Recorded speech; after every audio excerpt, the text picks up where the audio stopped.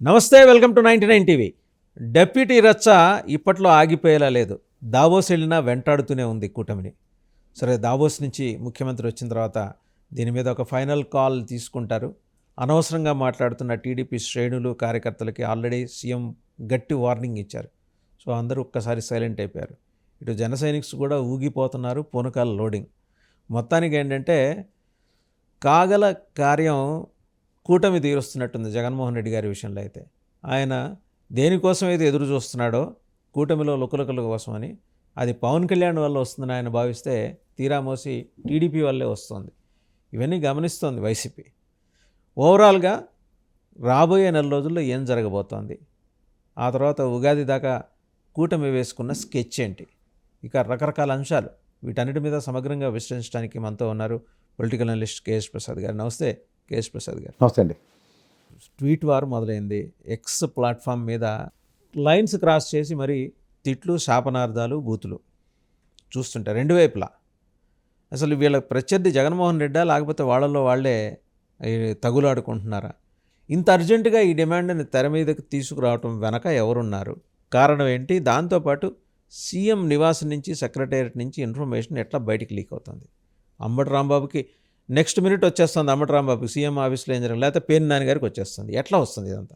ఈ 6-7 నెలల ప్రభుత్వ పరిపాలన కనుక చూస్తుంటే మనకి పనికి ఆహార పథకం లాగా ఒక్కొక్క నెల ఒక్కొక్క పథకం ఇచ్చి దాన్ని ప్రజల్లో చర్చనీయాంశాలు చేసి దాంట్లోంచి ఒక అవుట్కమ్ డెరైవ్ అవ్వడం కన్నా ప్రతి సబ్జెక్ట్ని డైవర్ట్ చేసుకుంటూ ముందుకెళ్తున్నారు. ఈ నెలకి డిప్యూటీ సీఎం అనేది ఒక ఎరేసర్. మీరు కూడా జగన్మోహన్ రెడ్డిలానే మాడుతున్నారు, నెలకోటి అని చెప్పేసి. ఆయన మాట అంటే మీరు మాడుతున్నారు. క్లియర్ తెలుస్తుంది కదా సార్ మీకు. ఒక విషయం నేను చెప్తున్నాను, తీరు కూర్చుని తారులాడిందని. ఇప్పుడు డిప్యూటీ సీఎం చర్చ ఏంటి? ఓ పక్క శిలకపొరకులో కిరసనాలు అమ్ముకున్నాడు అయితే డైరెక్ట్గా చెప్పేస్తారు, అదే పెద్ద అలా బ్రహ్మానంద గడికి పద్మశ్రీ అని బిరుదు ఇచ్చినట్టు, వాడికి వాడే ఇచ్చుకున్నట్టు డిప్యూటీ సీఎం అన్నది ఒక పదం యాడ్ చేస్తారు అంతేకాని దానికి ఏమీ ప్రోటోకాల్స్ ఉండవు. ఒక క్యాబినెట్ హోదా కలిగిన ఒక మంత్రి, గతంలో 5 ఉండేవారు, ఇప్పుడు 2. ఇప్పుడు మీరు జాగ్రత్తగా గమనించండి, తిరుపతి ఎప్పుడైతే స్టాంపేడ్ అన్నది ఎప్పుడైతే ఎక్కువగా చర్చనీయాంశం అవుతో, హోంమంత్రిత్వ శాఖ నుంచి సంజీవ్ ఖన్నా గారిని డెప్యుటేషన్ మీద ఇక్కడికి ఎంక్వైరీకి పంపించే టైంలో ఈ ఫీలర్ల ముందే తెలుసుకుని ఈ డిప్యూటీ సీఎం అన్న కథకళిని రక్తి కట్టించే కార్యక్రమం మొదలెట్టారు. అందులో వాడు త్యాగశీలివమ్మ ధనుడా అనే పాటకు అర్థం పరమార్థం ఆయన రాజేష్, మాసేన్ రాజు గారు. అలాగే మళ్ళీ ఇంకో త్యాగశీలివమ్మ అని పాట పాడితే పేటాపురం వర్మ గారు. ఎలాగోల ప్రాణాలకు తెగించి గెలిచింది సోమిరెడ్డి గారు. ఇంకా ఆశ్చర్యకరమైన విషయం ఏంటంటే ఇంకో త్యాగధనుడు వాళ్ళ భార్య గారి గురించి టికెట్ త్యాగం చేసి ఆయనే సీఎం గారి ముందే మాట్లాడితే కూడా చంద్రబాబు నాయుడు గారు కనీసం దానికి ఎక్స్టెన్షన్ కూడా ఇవ్వాలి శ్రీనివాసరెడ్డి గారికి. సో ఇది ఒక చర్చనీయాంశం చేస్తున్న దగ్గర నేను సాయంత్రం డిబేట్లో వాళ్ళ అధికార ప్రతినిధి చెప్పాడు, హెన్స్ ఫోర్త్ ఇంక దీని మీద ఎక్స్టెన్షన్ చేయొద్దని. అంటే మీరు తిరుపతి రెడ్డిలో కూడా చూడాలి, సీఎం గారు చెప్పిన తర్వాతే టీజీ భరత్ మళ్ళీ అక్కడ మాట్లాడాడు. ఇదంతా ఎలా ఉంటుందంటే సార్, ఒక మొమెంటం ప్లేరప్ అయిన తర్వాత ఇండియా టైమింగ్కిను దావోస్ టైమింగ్కి కొంచెం ఫ్లక్చువేషన్ ఉంటుంది కాబట్టి certain things has to come from horse mouth. ఇంతకన్నా నేను ముందు మీకు ఇనిషియల్ రిమార్క్స్లో మీరు ఒక సీనియర్ జర్నలిస్ట్ అన్నాను, చంద్రబాబు నాయుడు ఏదైనా సరే మార్కెట్లో ఫెయిలర్స్ వదిలి దాంట్లోంచి ఒక అవుట్కమ్ ఎక్స్పెక్ట్ చేసి దాని మీద డెసిషన్ మేకింగ్ ఉంటుంది. అది మీకు తెలుసు కదా. ఇప్పుడంటే ఈ తపేలా ఛానల్లో ముందు నుంచి ఊదరగొట్టి బాకాలు కొట్టి బోరాలు కొట్టి ఏదో అడవాడు పడుతున్నారు, కానీ అసలు other than that public pulse ఎలా ఉన్నాయో రీడ్ చేయడంలో చంద్రబాబు గారి కన్నా ఎవరు అతిరథ మహారథులు ఎవరు ఉండరు. సో ఈ విషయంలో if we gives front ending, మీరు గమనించరు లేదో, బాధిత సంఘాలే ఎక్కువగా ప్రభావితమై మాట్లాడుతున్నాయి. ఎవరు లోకేష్ గారి టికెట్ అని, లేదా ఈ చిన్నపిల్లల బ్యాచ్ని ఎప్పుడైతే తీసుకొచ్చి లోకేష్ గారి పరంగా గెలిపించుకున్న బ్యాచ్ ఏదైతే ఉందో దాని పరంగానే మాట్లాడుతున్నారు. కానీ మనం అందరం చూడండి, గ్రహాలన్నీ సూర్యుడి చుట్టూ తిరుగుతాయని మన చిన్నప్పటి నుంచి చదువుకుంటున్నట్టు, మీరు పైనున్న నరేంద్ర మోడీ, అమిత్ షా, బీజేపీ, ఎన్డీఏ కూటమిని అత్యంతం గమనించగలిగితే వాళ్ళు మొత్తం అంతా కాషాయ రంగు పులివి, దేశంలో ఉన్న ప్రతి రాష్ట్రాన్ని వాళ్ళు కాంకర్ చేద్దామన్న దీంట్లో ఉన్నారు. ఇక్కడ ఈ ఫీలర్ అన్న దాంట్లోంచి మర్మం అంటే how many people are rallying with Chandrababu Naidu garu, Lokesh, లేదంటే పవన్ కళ్యాణ్ గారు అన్న వైబ్రేషన్స్ లీడ్ చేస్తున్నారు. యాజ్ యూజువల్గా జనసేన అన్న పార్టీ ఆయన చుట్టూ తిరిగే దగ్గర ఆయనకి ఎక్కువ కన్ఫైన్ అయ్యి పవన్ కళ్యాణ్ గారి మీద ఎక్కువ వైబ్రేషన్స్ ఇచ్చే పార్టీకి మీరు ఇంకోటి గమనించండి, నిశ్చితంగా ఒక మహారాష్ట్ర పాలిటిక్స్ని చూస్తే గ్యారంటీకి షిండే లెటర్ ఉంటాడు కదా. మీరు గమనించారా? శివసేన పార్టీ లాంటిదే కదా ఇక్కడ ఉన్న రీజనల్ పార్టీలన్నీ, జనసేన అవనండి, లేకపోతే తెలుగుదేశం అవనండి, లేదంటే వైఎస్ఆర్సీపీ అవనండి. రీజనల్ పార్టీలను బతకనిచ్చే ఈ తత్వం ఎక్కడైనా బీజేపీకి ఉంటే నాకు చెప్పండి. పేరుకి మాత్రం ఎన్డీఏ మాలోనే ఉన్నారని చెప్తూ 2 ఇంజన్లు 3 ఇంజన్లు అని పెట్టకథలు అన్నీ చెప్తూ వాళ్ళు ఏమైనా ఒక్కటైనా పనికొచ్చి పని చేస్తారు మన రాష్ట్రానికి అన్నది చూస్తే చాలా ఉన్నాయి. ఇక్కడ జరగబోయే విప్లవాత్మకమైన పరిణామం ఏంటంటే ఇక్కడ ఈ ఫీలర్లు కొడుతూ ఇది లోకేష్ గారు డిప్యూటీ సీఎం అన్న దాంట్లోంచి అట్నుంచి ఏం జరుగుతున్నాయంటే సమీకరణాలు జరుగుతున్నాయి. కాపు సమీకరణాలు ఎప్పుడైనా ఉంటే మీరు రాష్ట్రంలో దగ్గర 50-59 మందిని నెక్కచ్చిగా ఒక కన్ఫైన్డ్ ఫిగర్ తీసుకోండి. ఇవి ఎప్పుడైతే ర్యాలీ అయితే కాపు సమీకరణాలు జరుగుతున్నాయి. ఎక్కడి నుంచి జరుగుతున్నాయి? ఎవరు డ్రైవ్ చేస్తున్నారు? ఢిల్లీ సెంట్రిక్గా జరుగుతుందా? ఏపీ సెంట్రిక్గా జరుగుతుందా? పవన్ కళ్యాణ్ క్యాంప్ సెంట్రిక్గా జరుగుతుందా? మళ్ళీ నేను చెప్తుంటే మహారాష్ట్రలో షిండి అని శివసేన ఓడనే బాల్ ఠాకరే కానీ ఉద్ధవ్ ఠాకరే కానీ ఎవరైనా కల్లో అయినా ఊహించుంటారా? మీరు గమనించారా? అలాగే అంతదాకా ఎందుకు రామారావు గారు ఎప్పుడైనా చంద్రబాబు నాయుడు గారు భావి భారత తెలుగుదేశాన్ని ఎత్తుకెళ్ళిపోయి అన్న పరిస్థితి ఎప్పుడైనా ఉంటుందని యాంటిసిపేట్ చేశారు? ఆ దెబ్బ తగిలిన తర్వాత ఇంకోటి అలా పని చేస్తాడని ఎప్పుడైనా కల్లో అయినా ఊహిస్తాడా? ఎంత జాగ్రత్త పడాలి రామారావు గారు? కానీ జరిగిందా? కానీ కొన్ని తథ్యం, ఆ తథ్యాలు ఎలా ఉంటాయంటే ఈ ఫెయిలర్ల నుంచి ఒక అవుట్కమ్ డెరైవ్ అవుతూ ఉంటారు. 21, 8, 29 గవర్నమెంట్కి ఇంకెంత కావాలి? ఇప్పుడు మీరు ఎంతసేపు సీఎం డిప్యూటీ సీఎంలు మాట్లాడుతున్నారు. ఎవరెవరు? ఓ పవన్ కళ్యాణ్ గారు ఆల్రెడీ డిప్యూటీ సీఎం, ఇంకో పవన్ కళ్యాణ్ గారు లోకేష్ గారు అనుకుందాం. ఈ మూడేనా? 5 ఎస్సీ ఎస్టీలు బీసీలు ఇన్ని తప్పలు పడినారకే 11 సీట్లు ఇచ్చి కన్ఫైన్ చేశారు. సంచేత ఏంటంటే ఒక సమీకరణాల్లో ఒక 59ని ఒక దగ్గర కన్సాలిడేట్ చేయడం. మరి ఇప్పుడు మాత్రం ఇంకేం పవర్స్ ఉంటాయి? క్యాబినెట్ హోదా మినిస్టర్కి ఆ సంబంధించినవి కాకుండా డిప్యూటీ సీఎం అంటే ఉదాహరణకి ఇప్పుడు దావోస్ వెళ్ళారు సార్ చంద్రబాబు నాయుడు గారు. ఆయన సీట్లు కూర్చుని చూడండి యువరాజు గారు లాగా ఏమైనా పరిపాలిస్తూ ఉంటారా? సాధ్యమా అది? నేను ఇప్పుడు ఫస్ట్ ఈ 59 ఈక్వేషన్ ఎందుకు చెప్తున్నానంటే ఈ కుల సమీకరణాలు ర్యాలీ కనుక అయ్యాయి అనుకోండి, 59 ప్లస్ ఇక్కడ వీళ్ళ దగ్గర 29 ఉన్నాయి. 59, 29 ఎంత అవుతాయి? దగ్గర గవర్నమెంట్ ఫామ్ చేయడానికి ఈక్వేషన్స్ ఉన్నాయి కదా. ఆ పంధ మహారాష్ట్ర రాజకీయానికి ఇక్కడ తెరలేపుతున్నారు. అంచేత ఇటు నుంచి ఫెయిలర్లు అటు నుంచి ఫెయిలర్లు అన్న కాకుండా ముఖ్యంగా ఇందులోంచి ఏంటంటే జగన్మోహన్ రెడ్డి గారికి 59 ఎక్కడి నుంచి వస్తారు? 29 ఎవరున్నారు అంటే మీరు బీజేపీ జనసేన కలిపి 29. ఇవి కాక 59. ఆ exact figure how could you able to illicit? ఒక విషయం చెప్తున్నాను. ఎందుకు చెప్తున్నానంటే మీరు నిన్న కాక మొన్న ఒక ఈనాడు పేపర్ ఒక సర్వే ఇచ్చింది చూసారా? ఇది 1 కోటి మంది దాని దగ్గర 11 నియోజకవర్గాల్లో 1,00,000 పైన సభ్యత్వాలు ఉన్నాయి. యాజ్ యూజువల్గా 54 ఎప్పుడు చెప్తాను చూడండి 45 స్థానాల్లో తెలుగుదేశం కొనికి ఉండదని. సో అలా మీరు దగ్గర 50 పైచీలకి స్థానాల్లో వాళ్ళకి మెంబర్షిప్ డ్రైవ్ సరిగ్గా అవ్వలేదు. మిగిలిన 54 దగ్గర 50,000 అయ్యాయి. ఇవి చూసుకోండి ఒకసారి. ఇది ఒకటి. రెండోది ఏంటంటే ఇది ఒకటి పైనుంచి జరుగుతున్న ఈక్వేషన్ అనుకుంటే, రెండో ఈక్వేషన్ ఏంటి తెలుసా సార్? జగన్మోహన్ రెడ్డి గారిని యథా రాజా తదా ప్రజ అన్నట్టు మళ్ళీ పవన్ కళ్యాణ్ గారి టెరిటరీలోనే ఫిక్స్ చేస్తున్నారు. మీకు రాజకీయం అంతా పవన్ కళ్యాణ్ గారు చుట్టే మాట్లాడుకుంటూ అలా 5 ఏళ్ళు కాలక్షేపం చేసుకున్నారు.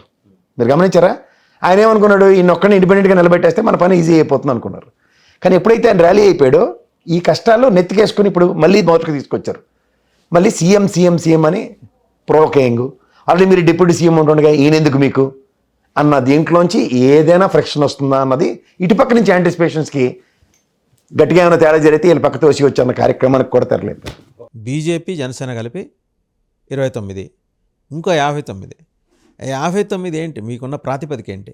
అప్పుడు రామారావు గారు దిగిపోయినప్పుడు ఏం ప్రాతిపదిక? రామారావు గారిని దింపినప్పుడు ఏం ప్రాతిపదిక? లక్ష్మీపార్వతి కదా ఆబ్జెక్ట్. అలాగే ఇప్పుడు లోకేష్ గారు అందరూ ర్యాలీ అవ్వాలని రూల్ ఏమైనా ఉందా? మీరు ఒక విషయం కన్వీనియంట్గా మర్చిపోతున్నారు. బీసీలు తెలుగుదేశం పార్టీకి వెన్నెముక. వాళ్ళ నుంచి వాళ్ళు తెలుగుదేశం పార్టీని లైన్ దాటి అయితే బయటికి రారు అనే ఇంప్రెషన్ తెలుగుదేశం నాయకత్వంలో చాలా బలంగా ఉంది. సార్ ఇప్పుడు మీకు సింపుల్ చెప్తా. లాస్ట్ టైము వైఎస్ఆర్సీపీ గవర్నమెంట్లో కూడా 5 డిప్యూటీ సీఎంలు ఇచ్చి అన్ని నా ఎస్సీలు నా ఎస్టీలు నా బీసీలు అని ఆయన తిరిగినందుకు ఏమైంది సార్? మీరు ఏదో ఒక ర్యాలీ అయిపోతుంది. ఇప్పుడు అంత దాకా ఎందుకు సార్? ఈసారి పవన్ కళ్యాణ్ గారి గెలుపు వెనకాతల ఆ కుల త్యాగం ఎలా ఉందో తెలుసా సార్? పంటి బిగువన బెగబట్టి ఏదైనా ఒక ఐకానిక్ పర్సనాలిటీ ముందుకు వెళ్ళకపోతే మనం అంతరించిపోతాం అన్న కాన్సెప్ట్లో డ్రైవ్ అయ్యారు. ఈసారి పవన్ కళ్యాణ్ గారు కర్మగాలు ఓడిపోయి ఉంటే వాళ్ళు ఇంకొకసారి రాజకీయ క్షేత్రంలో ఆ స్థాయికి ఎదగడానికి ఇంపాసిబుల్. సో దానికోసం వాళ్ళు ఎంత contributions given their best. The best కాదు, యాక్చువల్గా కాంప్రమైజ్ అయిపోయారు. సరెండర్ అయిపోయారు. ఇప్పటికీ మీకు చూడండి క్షేత్రస్థాయిలో చాలా హ్యూమిలియేషన్స్ ఎదుర్కొంటున్నారు వాళ్ళు. జనసేన పార్టీకి సంబంధించినంత వరకు they are fighting lot of humiliations. But ఒక అద్భుతం జరుగుతుందన్న దాని మీద అలా ఉన్నారు బేసిక్. ఏం జరగబోతోంది, ఎప్పుడు జరుగుతుందా సార్? అంత మనం ఈ రోజే రేపు అని నేను లెక్కపెట్టి చెప్పలేను, కానీ ఇన్ఎవిటబుల్ సిచ్యువేషన్స్ ఆర్ డ్రైవింగ్. ఒక్కసారి ఒక మూవ్ అవుట్ నుంచి కనుక తేడాగా జరిగితే డిస్ప్రపోర్షనేట్ బ్లో అన్నది మాత్రం తథ్యం. వాళ్ళు అంత పర్ఫెక్ట్ ఈక్వేషన్స్తో ఉన్నారు. అంటే ఇదేదో పాసలపూడి బ్లోఅవుట్ టైప్లో అది చెప్పవద్దు కదా. అలాగే ఉంటుంది ఇది కూడా. అంటే సేమ్ సినారియో, అక్కడ ఇన్విటబుల్ సిచ్యువేషన్ అయినా సరే అందరూ అక్కడే ఉంటారు. కానీ మీరు అనుకున్నట్టు లేకపోతే మీరు యాంటిసిపేట్ చేస్తున్నట్టు పరిస్థితి అంతగా డిటీరేట్ అయిపోయి అయితే ఏం లేదుగా. ప్రస్తుతానికి ఏం ఉండదు సార్. ఇప్పుడు మీకు కనబడుతుంది ఎలా ఉంటుందంటే 134 స్థానాలు తెలుగుదేశం, 21 జనసేన, 8 బీజేపీ, 11 వైఎస్ఆర్సీపీ. ఈ ఈక్వేషన్స్లో మీకు ఇంకేం కనబడుతూ ఉంటుంది? ఎంతసేపు ఓ జైగంటిక్ ఫిగర్ తెలుగుదేశమే కనబడుతూ ఉంటుంది. మీరు దీనికి మనకి ఎప్పుడైనా సరే కొన్ని ఫెయిలర్స్ ఉంటాయి. అందులో నేను ముఖ్యంగా నా విశ్లేషణలో ఎప్పుడైతే తప్పై మళ్ళీ నేను విశ్లేషణ స్టార్ట్ చేసిన తర్వాత నుంచి చెప్తున్నది ఏంటంటే, the moves of Pawan Kalyan garu చాలా స్ట్రాటజికల్ మూవ్స్ ఉన్నాయి. అవి చెప్తున్నారు, హింట్స్ ఇస్తున్న టైప్లో. ఆ హింట్ కనుక మనం ఎప్పుడైనా వదులుకున్నామో చాలా డేంజర్. ఈసారి లేటెస్ట్ హింట్ ఏంటంటే, చంద్రబాబు నాయుడు గారు కనుక 10 ఏళ్ళు ముఖ్యమంత్రిగా ఉన్నా ఆయన కింద నేను పనిచేయడానికి ఆయన తథ్యం అని చెప్పాడు. ఇఫ్ నాట్ అన్నది ఇన్ బిట్వీన్ ద లైన్స్ చదివితే గ్యారంటీగా ఉంటుంది వాడికి. రీసెంట్ పాస్ట్లో పవన్ కళ్యాణ్ గారి డెలిబరేషన్స్ ఏ ఉన్నా సరే try to read in between the lines. ఉండాలి, ఉంటే నేను పని చేస్తాను. ఇఫ్ నాట్ నేర్చుకుంటాను. సో లెర్నింగ్ ఆప్షన్ ఒకటి ఎక్స్ప్లోర్ చేస్తున్నారు. రెండోది you are the leader for me అని చెప్తున్నారు. ఇఫ్ నాట్ అన్నది ఆప్షన్ మనకు ఇచ్చాడు. ఇఫ్ నాట్ మీద ఎక్కువ ఫోకస్ చేస్తున్నాను నేను. అంటే ఆయన అయితే ఒక పర్ఫెక్ట్ స్ట్రాటజీ తోటే ముందుకెళ్తున్నాడు. స్ట్రాటజీ అని నేను అన్ను. ఒక స్ట్రాటజీకి ఆయన బ్రహ్మాండంగా ఎగ్జిక్యూట్ చేస్తున్నాడు.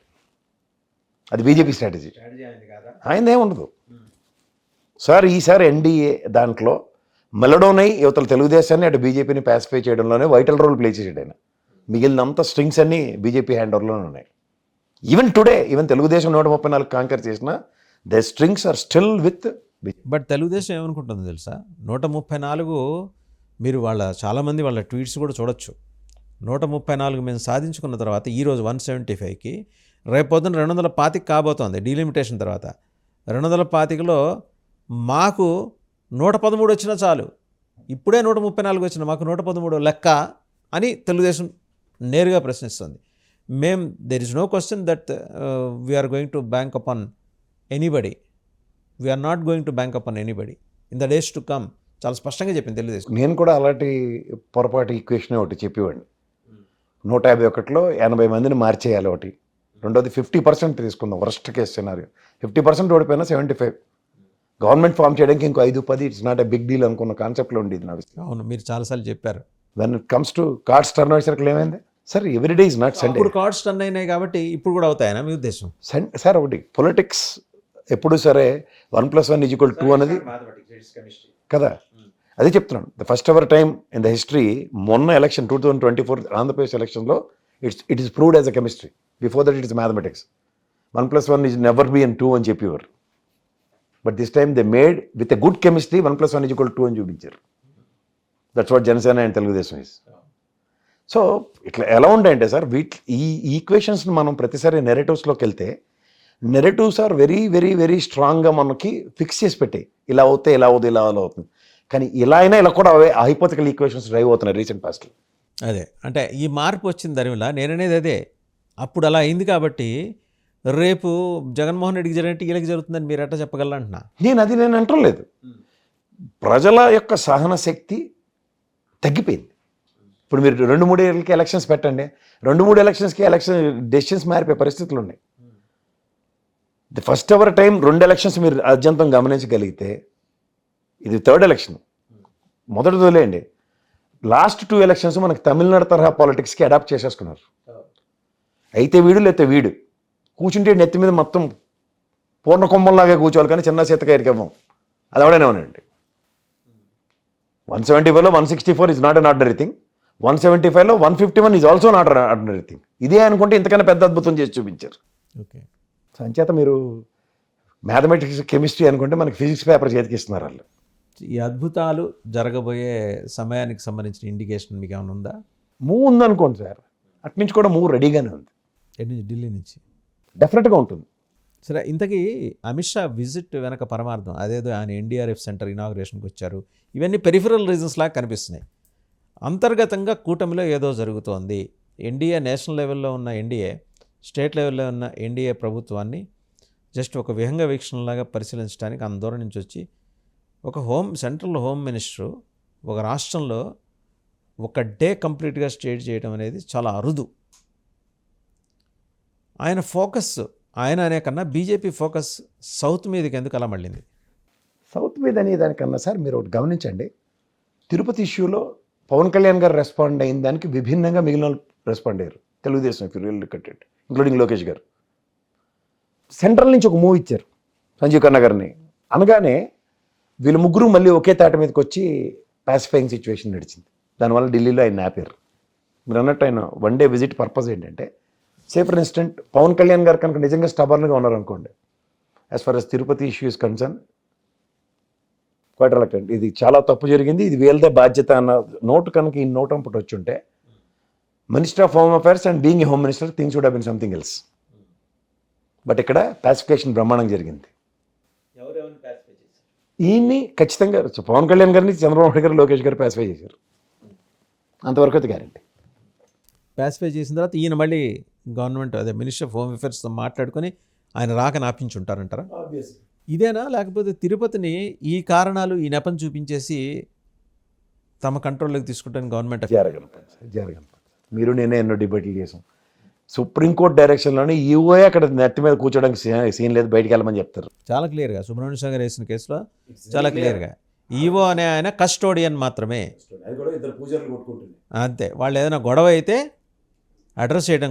ఈ నెయ్యి అమ్మకాలు ఇట్లో చెత్త చెదరాలు పెద్ద దాంట్లోనూ దూర్చి నేనున్నానని అలా సినిమాలో నాగార్జునలో తిరిగితే సుప్రీంకోర్టే ఒప్పుకోవట్లే.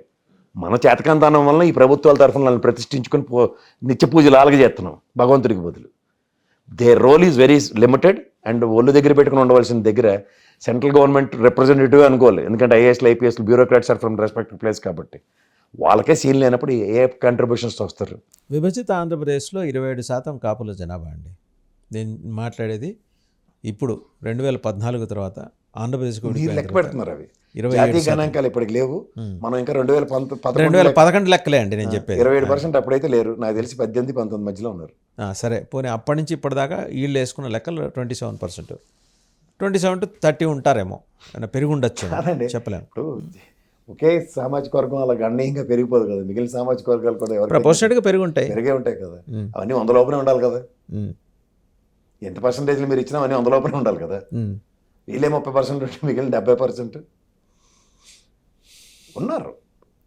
Drastic increase was there compare to last time 18-19% కన్నా. బట్ ఎంత అన్నది ఇప్పటికీ కన్ఫైన్ కాలేదు. సరే, పోనీ వాళ్ళది సింగిల్ లార్జెస్ట్ ఫోర్స్ అనుకుందాం కాపు సమాజం. అలా సింగిల్ లార్జెస్ట్. బీసీ కూడా, బీసీల్లో చాలా దాదాపు 104 కులాలు ఉన్నాయండి. సార్ ఒకటి మీరు ఇవాళ లెక్క పెడుతూ అది చెప్తారు కానీ మనం ఒక జనరల్ కేటగరైజేషన్స్ ఎట్లా ఉంటాయి? SC ST BC upper caste. ఈ కాపు సామాజిక వర్గం కూడా ఎక్కడుందో అందరికీ తెలుసు ఏ సామాజిక వర్గంలో ఉంది. సో వీటిలన్నిటిలోంచి ఆ మాటకు వస్తే కాపు అనగానే రాయలసీమలో రెడ్లు కూడా కాపులే. మీరు దాన్ని ఎలా ప్రామాణికం చేస్తాం అన్న దగ్గర నో లెట్ జాతీయ గణాంకాలు ఫస్ట్ రానివ్వండి, కులగణన జరగనివ్వండి, అప్పుడు సామాజిక వర్గంగా ఎవరికి ఎంత రిజర్వేషన్లు ఉంటుంది. దానికన్నా ఇప్పుడు ఈబీసీ కోటాల్లో ఇచ్చి దాన్ని మళ్ళీ అగైన్ 5% కాపు సామాజిక వర్గం అని డిమాండ్ నేను పెద్దలు మళ్ళీ మొదలెట్టారు. సో గ్యారంటీగా అది ఈ స్టేట్ ఏ విధంగా డెసిషన్ తీసుకుంటుందో దాని మీద ఆధారపడి ఉంటుంది. లాస్ట్ టైం ఈ డెసిషన్కే కదా 151 వైఎస్ఆర్సీపీకి వచ్చింది. అమిత్ షా గారు ఇంతకీ వచ్చి ఆ రోజు రాత్రి ఈ డిప్యూటీ సీఎం రచ్చకి పులి స్టాప్ పెట్టారని అంటున్నారు. ఆయనకి అంత తీరుకుందా అండి? అది పూర్తిగా స్టేట్ అంతర్గత వ్యవహారం కదా సార్. నాకు తెలియకడుతా డిప్యూటీ ప్రధాని అద్వానీ గారు ఆయన ఉన్నప్పుడే ఏంటో మనకేది తెలుసు కదా, కన్ఫైన్ టు హోమ్ మినిస్ట్రీ అని. సూపర్ పవర్స్ ఏం లేవు. అంత తెలిసిన వాళ్ళు ఈ లేదా తపేల పేపర్లలో భోగని ఛానల్లో రాసుకున్నట్టు జగన్మోహన్ రెడ్డి గారికి ఎన్ని బిల్డింగ్లు ఉన్నాయన్న విషయం ఆయన మాట్లాడేటంటేనే ఇలాంటి విషయాలు ఆయన మాట్లాడా ఆలోచించుకొని మాట్లాడాలి. సింపుల్ ఈక్వేషన్ ఒకటి చెప్తా సార్ మీకు, అంటే వాళ్ళు తెలివి తక్కువతనానికి కూడా ఒక అర్థం ఉండాలి. ఆయన 16 నెలలు జైలుకి వెళ్ళక మునిపే యలంక ప్యాలెస్ ఉంది కదా. వైఎస్ఆర్సీపీ పార్టీ ఆవిర్భావమే లోటస్ పాండ్ కదా. మళ్ళీ ఎలక్షన్స్ 2019 ఎలక్షన్స్ ముందుకు ఆయన చెప్పింది ఏంటి, తాడేపల్లిలో ఇల్లు కట్టుకున్నాను ఇక్కడే ఉండి నేను ఉంటానని చెప్పిన తర్వాతే కదా ఎలక్షన్ అయింది. ఈ 3 బిల్డింగ్లు ఏమీ అంతర్భూభాగంలో కానీ లేకపోతే ఆకాశ మండలంలో కానీ ఆయన కట్టలే కదా.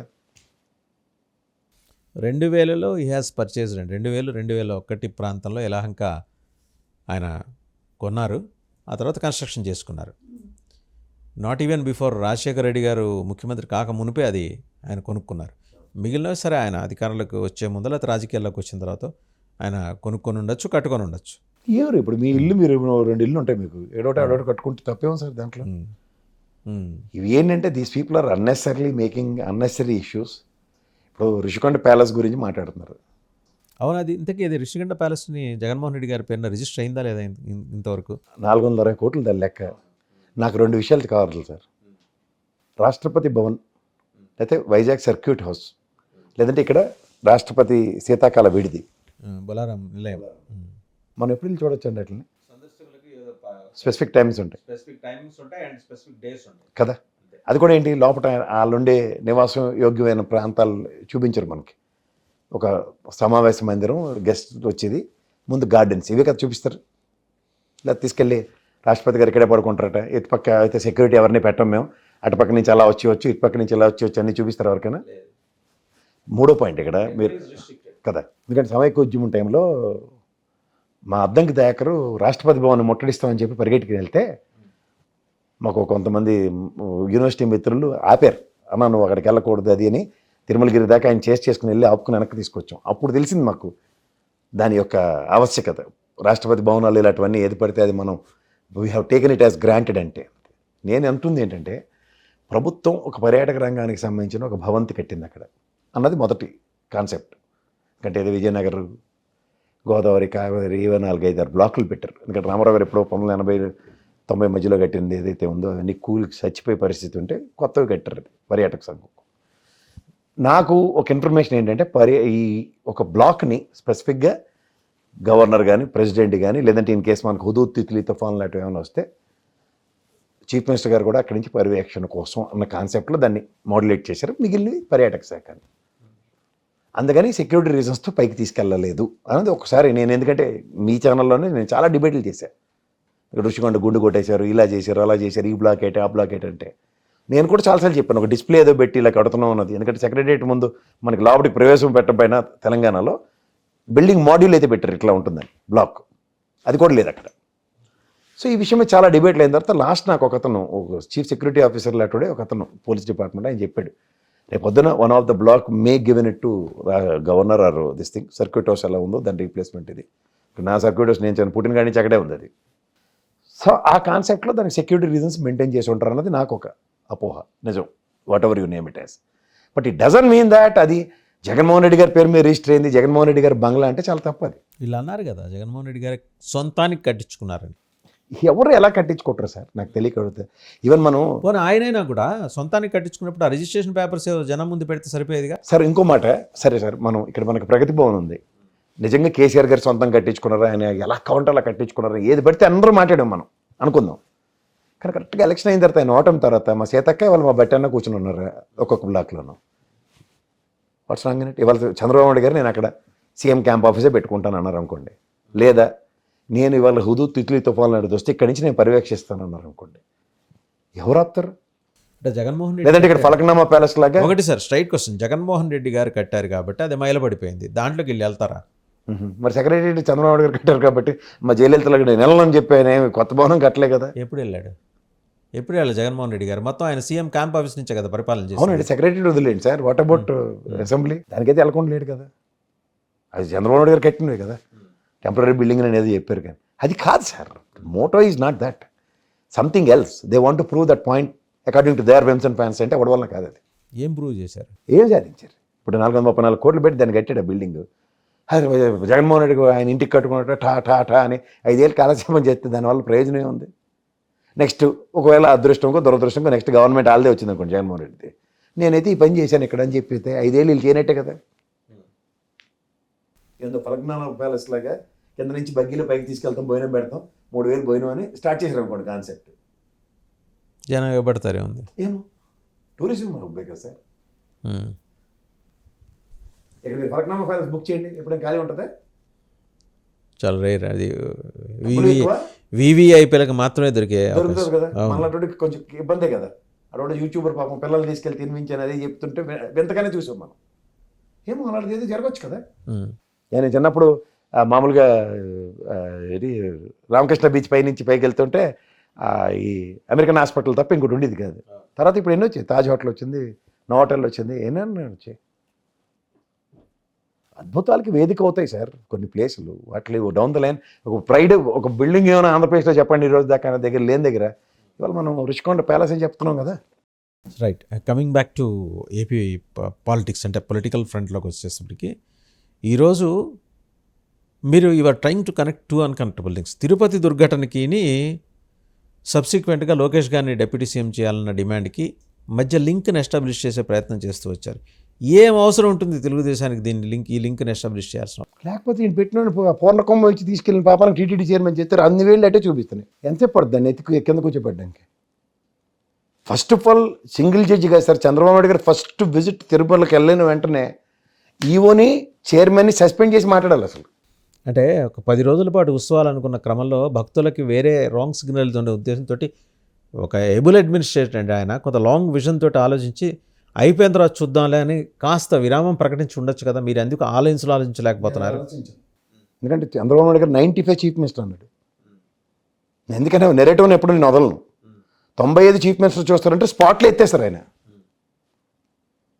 రెండోది మీరు అన్నట్టు is a very good administrator, without these people also will administrate. That's his competency level. That's what I'm saying. ఇవాళ అక్కడ ఏం రాకెట్స్, మీకు ఇక్కడ అన్ని కాంట్రడిక్షన్స్ సార్. నేను ఒక కాంట్రడిక్షన్స్ ఎక్కడంటే చంద్రబాబు నాయుడు గారి కిందన ద్వాదశి ఏకాదశి తప్ప ఈ 10 రోజులు ఏంటి అన్న దగ్గర 10 రోజులు కంటిన్యూస్గా టికెట్లు ఇచ్చాడు. You got my point. 10 రోజులు టికెట్లు అమ్మారు, అక్కడికి ఏం స్టాల్ అవ్వలేదు. రెండోది మీరు ఇంకోటి గమనిస్తే ఎప్పుడైతే డెసిషన్ మేకింగ్ విషయంలో కాంట్రడిక్షన్సే కదా, అవన్నీ కూడా ఆయన భరిస్తున్నాడంటే కారణం ఏంటి? ఆబ్లిగేషన్స్. ఏదైనా అవనంటే అబ్బాయి త్వరగా ఆబ్లిగేషన్ అవ్వచ్చు, లేదంటే ఇంకొక ఆబ్లిగేషన్, లేదంటే పవన్ కళ్యాణ్ గారు అంత డెలిబరేషన్ ఎందుకు ఇస్తారు? నేను సారీ చెప్పాను, నాకే స్థాయికి నేను సారీ చెప్పానంటే మీరెంత అన్నట్టుగానే చెప్పాడు ఆయన. అప్పుడు వెంటనే అది పార్టీ డెసిషన్. లోకేష్ గారు కాంట్రడిక్షన్స్ చూడండి అక్కడ. మళ్ళీ వాళ్ళు కూడా నాయుడు గారు కూడా అన్నారు, తర్వాత ట్వీట్లో సర్దుకున్నారు కదా బీఆర్ నాయుడు గారు. ఎవరు పడితే వాళ్ళు అడిగేదానికి మేమేం చెప్పాలి అన్నాడు. తర్వాత మళ్ళీ పాపం ట్వీట్లో సర్దుకున్నారు. My intention is not to belittle the decorum of deputy chief minister అన్నాడు ఆయన. అంటే అడుసు తొక్క నెల కాలు కడగ నెల. అంటే ఆయనకి ఈ రకమైన అనుభవం లేదు కదా సార్. మరి లేనప్పుడు దేనికి అక్కడ ఎవరినెత్తికి అసలు బ్రూటల్ మిస్టేక్ కమిట్ అయి సార్. మీరు ఎన్నైనా చెప్పండి, ఒక బ్రూటల్ మిస్టేక్. పైన టికెట్లు ఇవ్వం, కింద టికెట్లు ఇస్తాం, టికెట్ ఉంటేనే కానీ పైకి వెళ్ళలేము. ఈ డెసిషన్, ఈ సొంత పెత్తనం ఎవరిది? టీటీడీ చైర్మన్ది. ఈవో ఇన్వాల్వ్మెంట్ ఉందా? కలెక్టర్ గారు ఇన్వాల్వ్మెంట్ ఉందా? సూపరింట్ ఆఫ్ పోలీస్ ఇన్వాల్వ్మెంట్ ఉందా? గోసార్లు ఇలాంటి వాళ్ళు అందరినీ తీసుకుని ఆయన సస్పెండ్ చేసి కూర్చుంటే ఎవరికి ఉపయోగం? 3,000 మందికి మేనేజ్ చేయలేడు. తిరుపతి చరిత్రలో ఫస్ట్ టైం ఏంటి అన్నపానీయాలు లేకుండా భక్తులను చూడడం ఫస్ట్ టైం చూశాను నేను. ఇంకా ఆశ్చర్యకరమైన విషయం ఏంటంటే సానా ఏళ్ళు యాదికుంటుంది బీఆర్ నాయుడు అంటే సామాన్య విషయం అంటే నిజంగా తిరుమల చరిత్రలో లేని దుర్ఘటన చూసి జీవితాల తరబడి గుర్తుంచుకునే పరిస్థితి క్రియేట్ చేశాడు. ఏదైనా కూడా చెప్తారు చూడండి, చూసి రమ్మంటే కాల్చి వచ్చాడని. అదే ఉంది. సో ఈ సొంత పెత్తనాలన్నిటికీ బాధ్యత వారు అన్ని వేళ్ళు అటుపక్క చూపిస్తున్నాయి. చూపిస్తున్నప్పుడు ఏమవుతుంది? Discipline reaction. హోమ్ మినిస్టర్ దగ్గర నుంచి ఎవరు వచ్చినా సరే, లేదా సింగిల్ జడ్జి గారు రేపు వేసినా సరే, అది దగ్గర సింగిల్ జడ్జి ఉంటుంది గ్యారంటీ కదా సార్ మీద ఎంక్వైరీ. ఏం చెప్తారా? మనోడు సొంత పెత్తనం సార్, దీనివల్ల ఉపద్రవం వచ్చిందని ఒకే ఒక కాగితం ఇచ్చారు అనుకోండి, ఏం చేస్తారు నెక్స్ట్ చర్యలు? మీరు అన్నట్టు ఉపద్రవం ఏంటంటే ఈయన చైర్మన్ సస్పెండ్ చేస్తే ఆబ్వియస్గా బోర్డు కూడా రద్దు అవుతుంది.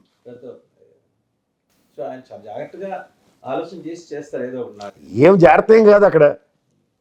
3లో 2 గ్రూపులు, చైర్మన్, జేఈఓ ఒకటి, జేఈఓ అండ్ ఈఓ సమన్వయ లోపం, ఈఓను ఒంటరివాణి చేయడం. ఈ జేఈఓ అండ్ టీటీడీ చైర్మన్ అంటే సేమ్ క్యాస్ట్ ఈక్వేషను. ఇక్కడ మీరు చెప్పిన బీసీ ఈక్వేషను ఎన్ని జస్టిఫై అవుతాయి? ఒక పక్క ఈఓ మీద యాక్షన్ తీసుకుందాం అంటే ఇటుపక్క యాక్షన్ తీసుకుందాం అంటే ఇటుపక్క. అని చేత ఏంటంటే ముందు ఏదో పవన్ కళ్యాణ్ గారిని మళ్ళీ ఆయనతోనే ఒక మూమెంట్ క్రియేట్ చేద్దాం అన్న దగ్గర ఆయన చాలా బ్రహ్మాండంగా సారీ చెప్పాడు ఆయన ఫస్ట్. ఆయన మెలడౌన్ అవడం చిన్న విషయం కాదు సార్. ప్రజాస్వామ్యంలో ప్రజల తరఫున ఎన్నిక కాబడిన వాడు ఎవడైనా సరే ప్రజలకు జవాబుదారీతనం ఉండడానికి ఫస్ట్ టైం ఈజ్ మెలడౌన్డ్. అవును, దానివల్ల తెలుగుదేశం పడాల్సిన ఇబ్బంది ఉంది, తెలుగుదేశానికి వచ్చే ఇబ్బంది ఉంది. ఇబ్బంది మీరు అంటే ఏంటంటే మీరు దానికి దీనికి కనెక్ట్ చేస్తున్నారు. మీరు అదే ఆ ఎంబడే నారా లోకేష్ డిప్యూటీ సీఎం చేయాలనే డిమాండ్ ఫస్ట్ మాసాయన రాజేష్, తర్వాత కడపలో శ్రీనివాసరెడ్డి గారు, ఆ తర్వాత ఏమో నెల్లూరులో సోమిరెడ్డి చంద్రమోహన్ రెడ్డి గారు అండ్ టీజీ భరత్ గారు. ఇందులో 50% పైన త్యాగశీలి అమ్మ దొల్లు బ్యాచే ఉంది. ఇంకెవరు ఉన్నారు? మీరు నేను అంటుంది అదే సార్. ఇప్పుడు 10 మెట్లు పైకి ఎక్కిన పవన్ కళ్యాణ్ టకటకమని ఆయన సారీ చెప్పి ప్రజాప్రతినిధి చేయవలసిన ప్రైమరీ రోల్ జస్టిఫై చేశాడు. ఈక్వలెంట్గా అదే ఫస్ట్ టైం మంగళగిరి నుంచి గెలిచిన లోకేష్ గారు బీయింగ్ క్యాబినెట్ హోదా కలిగినాడు, వాళ్ళ పార్టీ స్టాండ్ అండి అని కాన్ఫ్లిక్ట్ క్రియేట్ చేశాడు టు సపోర్ట్ టీటీడీ చైర్మన్. ఇప్పుడు పెద్ద మనుషుల ఒప్పందం ఒకటి జరిగిందండి. సరే, ఆయన టీటీడీ చైర్మన్ మీరు అన్నది కరెక్ట్ అయి ఉండొచ్చు. టీటీడీ చైర్మన్కి మద్దతుగా ఉండటం కోసం అది కూడా ఏంటంటే ఆయన ఏదో ఆ ప్రోగ్రామ్కి వెళ్ళారు, ఎన్టీఆర్ వర్ధంతి కార్యక్రమానికి ఘాట్కి వెళ్ళినప్పుడు ఆయన వెళ్తుంటే మీడియా వాళ్ళు వచ్చి ఏదో క్వశ్చన్ వేసేసరికి ఆ రీలో ఆయన చెప్పారు, ఆయన లోకేష్కి ఎందుకు ఆ ఇంటెన్షన్ ఉంటుందండి. ఎప్పుడు సార్ అది జరిగింది? వైకుంఠ ఏకాదశికి ముందు రోజు. ఇది ఎప్పుడు సార్ వర్ధంతే? ఈ 10 రోజుల్లో ఈ పర్టికులర్ ఇష్యూ మీద ప్రిపరేషన్ లేకుండా క్యాబినెట్ మినిస్టర్ ఉంటాడు. ఒకసారి ఆలోచించండి. క్యాబినెట్ సమిష్టి నిర్ణయం లేకుండా. మీకు ఇంకోటి గమనించారు అక్కడ, మీ డిబేట్లో మన ఇద్దరం చర్చించుకున్నాం, గ్యాప్ ఉందో లేదా మీకు?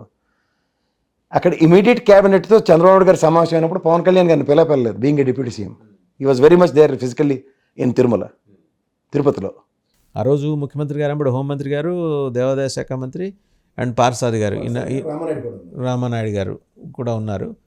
సో డిప్యూటీ సీఎం అరైవల్ గురించి జనరల్గా తెలుస్తుంది, ప్రోటోకాల్ డిపార్ట్మెంట్ సీఎంకి ఇంటిమేట్ చేస్తారు కదా. ఒకవేళ చెప్పలేదు సార్. ఆ రోజు పవన్ కళ్యాణ్ గారు మాట్లాడుతుంటే జగన్మోహన్ రెడ్డి గారు వచ్చారని ఆయనకి చెప్పలేదు పక్కన. అలా చంద్రబాబు గారికి చెప్పరా పవన్ కళ్యాణ్ వచ్చాడని? మరి అదే ఎందుకంటే ఈయన స్టాండ్ ప్రకారం ఈ స్టాండ్ స్టిల్ ఈ స్టూడ్ లైక్ ఎ పిల్లర్. మనం తప్పు ఒప్పుకోవాల్సిందే. ఆ జిద్దు మీద ఇతను ఉన్నాడు, ఆ జిద్దు మీద లేనిదెవరు? అప్పటికైతే వాళ్ళు. ఇది ఫస్ట్ ఎస్టాబ్లిష్ చేయండి.